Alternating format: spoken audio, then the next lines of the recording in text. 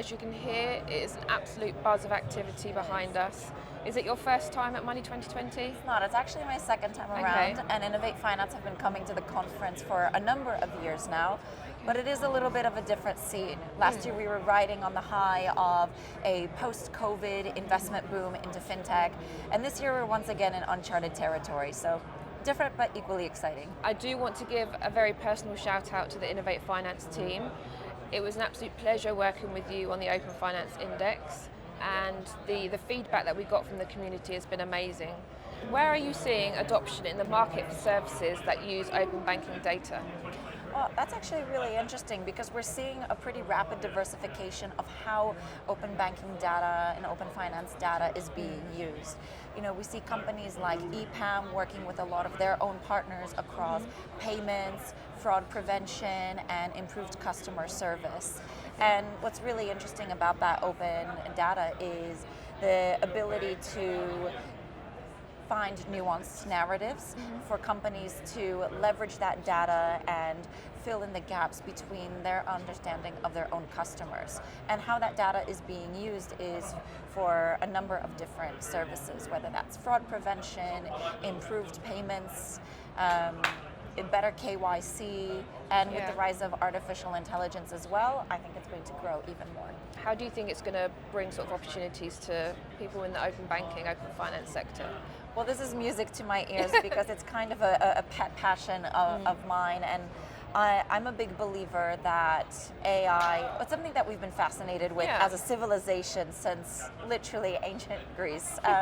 We've always wondered of how we can give life to inanimate objects, but make them think on their own, and that's the potential of machine learning. So where we've seen it in FinTech is we've seen machines be able to learn new algorithms that add further richness to data interpretation.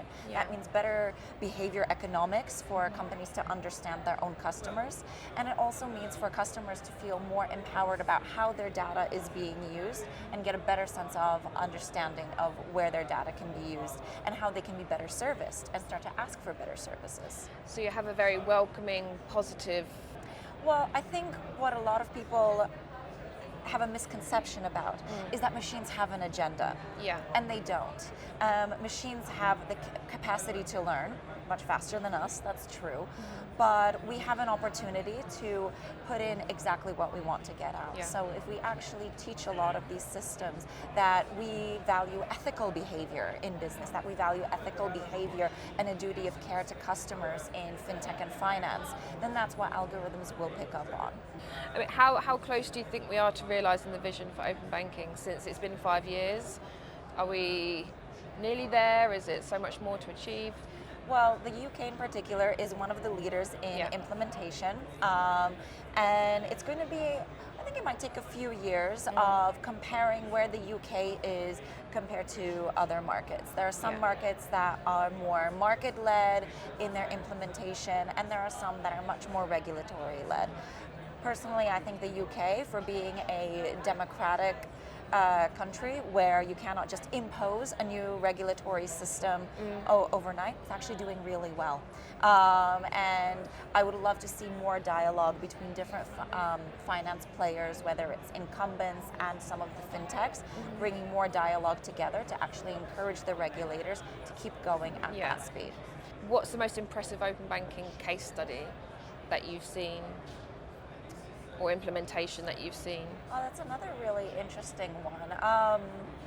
I mean, you're really speaking to someone who gets really interested in all different markets, and I think what's really interesting is to look at the map as a whole. You know, you see countries like Australia that went full steam ahead into open finance, skipping the open banking process or step in the process entirely. And you know, yes, they have a first mover advantage compared to the UK, where we're being much more gradual with that process, but they've also had to learn from skipping a few steps. Israel is another really interesting case study where they've gone quite methodically through the process, and they've already gone through open banking. They are at that open finance stage, but they're also a much smaller market than the UK, so they still are learning from the partnerships that they can build with UK companies to continue improving on their own processes. And I think that's what's really interesting, is the level of international cooperation, especially between different finance and fintech organizations and private companies as well, of where they can learn from each other. Do you expect to see open finance regulation within the next 3 years? I'm hopeful that we can make a lot of progress. It's hard to say definitely exactly where we'll be, but we are very fortunate in the UK that we've got a very fintech friendly administration, that both the Labour Party and the Conservative Party are getting more and more fintech and business friendly. So I'm optimistic that there will be good bipartisan dialogue. And how do you think that will impact the market? I think that one of the biggest opportunities is for a lot of the incumbent financial institutions as well to enrich their own understanding of their own customers. So what I would like to see is a lot more dialogue between fintechs and incumbents, because that nuanced data and the ability to better serve and build commercially viable partnerships, it's right there and it's right for the taking.